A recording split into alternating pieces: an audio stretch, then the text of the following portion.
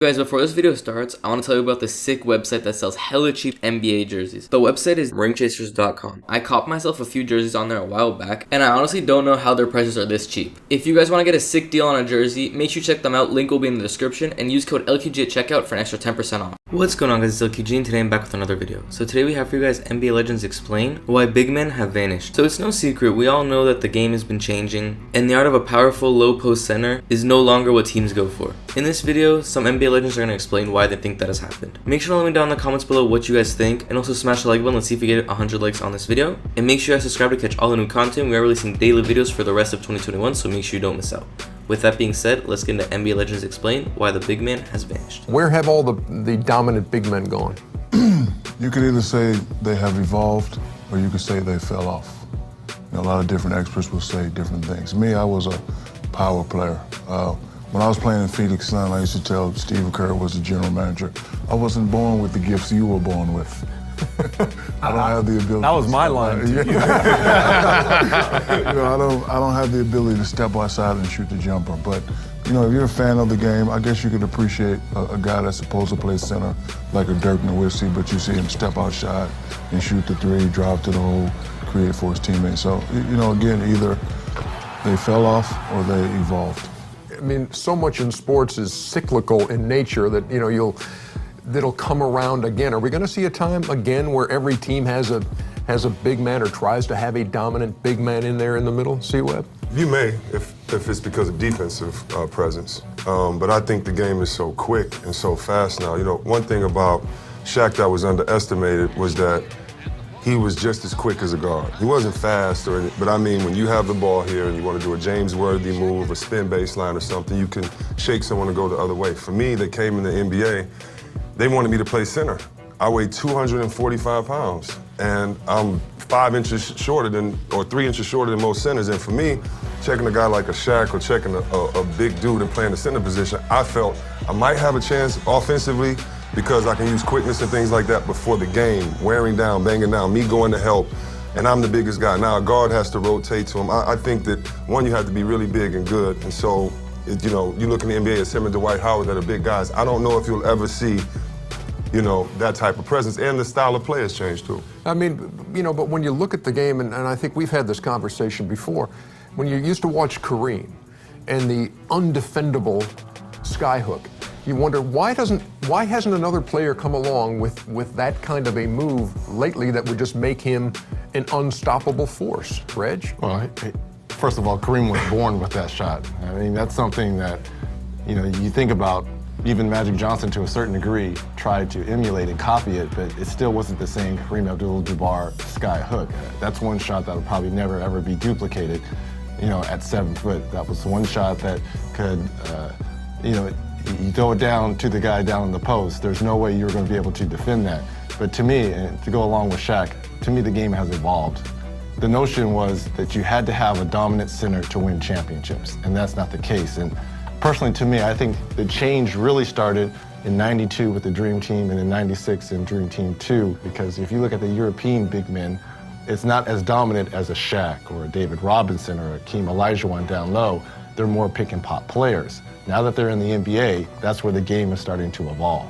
I think as of late, Reggie, definitely to echo that, the zone defense right now prevents a big man from dominating. And I think also big man coaching. I mean, if you go around, and I think everybody goes around and watch coaching kids, everybody's teaching crossovers to big guys. No one's teaching post moves, the fundamentals. And, we don't glorify a guy rebounding anymore, playing defense, and then playing down in the post. I think that's the lost art. I don't think it'll ever be the dominant big man again, because when I came in the league, Chuck, and watching you guys before me, it was 5, 6 guys on every team that was 6'10", 6'11". I don't think you can find but maybe 10 guys that play the post position now. But a lot of you said it's Chuck's fault, though. To me, Chuck's it's fault. No, it's your fault. It's Magic's fault. It's Dr. J's fault. No, in a great way, because I'm tall and I'm young and I'm watching you. I'm like, oh, after the dunk contest, you try this. So in 21, you try a crossover move. We saw you go full court, behind the back and dunk. You telling me power forwards don't want to do that now? It was like, oh, wait, I can do that? Wait, he can actually do that? And I think that's been part of the evolution, too, the fact that you've seen some really tall, big players do some crazy things, and you want to be the type of player that they are and see if you can get that skill. I don't think the big man has disappeared or vanquished. I just think that there's very few guys who are that big. You know, it's a bunch of players who are 6'10" in that range, but there are very few guys. All the guys you mentioned as great centers, they're like 7 feet tall. I don't know what it is. There's very few players as big as Shaquille, as big as Robert Parrish, Kareem, and those type guys. I mean, there's just not that many big guys in the NBA. And on top of that, go ahead. There's very few that are that big and really athletic and skilled. You know, Shaq was one, obviously, but you know, you look at all those guys that we saw in the highlights. There've been very few great big men in the history of the NBA. There's always sort of like 3 or 4, even back in the 70s. It wasn't like there were 10 or 15 great big men. Now, when you're 6th grade and you're 6'2", you know, they don't put you in the post. When you were when you were younger, growing up, Shaq, there was no question that he was going to play in the post. Dwight Howard is probably someone who throws back into that time where you're learning how to play with your back to the basket. But Kevin Garnett, as Shaq said, Dirk Nowitzki, these guys were taught to play with facing the basket. So it's really about scoring areas. You're dominating the game, but from different position. Dirk Nowitzki dominates the game. He's a dominant player, but now instead of dominating it from a certain area of the floor that are traditionally a big guy, 7 foot area, he takes guys into a space that they're not comfortable being with, and that made his success come. That made Chris Webber's success come because he took guys in the areas of the floor that they weren't accustomed to being in, and all of a sudden, they can't move their feet. Well, Kenny, let me ask a question to the panel. You know, everybody goes to Akeem, and obviously I would too if a big man, but where would a college kid go?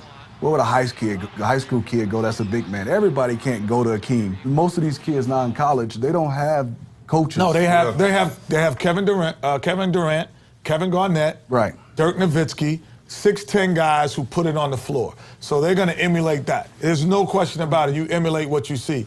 And because of the European influence of where they've taken the game, because their bigger guys started playing on the perimeter first, it became a better visual as well for a lot of guys. In all due respect to Dwight Howard, who is probably the best big man in our game today, we'll never see this again. A guy that dominated from block to block. Because like you're saying, what everyone's doing now is they're going to ESPN, to TNT, to NBA TV, and they're looking at how can I Shaq would be a small forward if you How can I get on TV with highlights? We'll never see this again. It's all about highlights now. It's not about dominating. It's about looking good. Yeah. Well, how would things be different? What if, and this is a what-if question, what if Yao Ming had a healthy career? What if Yao Ming were injury-free? Would things have been different in terms of titles in Houston, for instance? Yao Ming was a mixture of both. He can go inside and outside. And, you know, Kenny made a great point about what you emulate. When I was coming up, Patrick Ewing was the guy. He was the guy. He played with his back to the basket, boom, boom, drop step, boom, boom, jump hook, every now and then jab step, shoot the jumper. And, you know, that's all I had to go by. But, you know, in the case of Yao Ming, he's 7'6", can post up, he can shoot the jumper. And I think if he wouldn't have had had to retire because of injury, Ernie, he would have been one of the greatest. You know, we were talking about Shaq when he was retiring last year. I think Shaquille staying healthy his whole career is one of the amazing things in NBA history. Because you look at guys, you look at Yao Ming, you look at Sabonis, Bill Walton, all these guys. Shaquille was bigger than all those guys. For him to stay healthy, it's one of the great freaks of nature. Mm-hmm. What was your secret, Shaq? Chuck, thank you for that comment. I'll give you your money back. So that's it for this video, guys. I want to thank you guys so much for watching. If you did enjoy, make sure you leave a like and also subscribe to the channel. Like I said at the beginning, we're releasing daily videos for all of 2021, so you don't want to miss out. And yeah, I'll catch you guys on the next video. Thank you guys for watching and have a great day.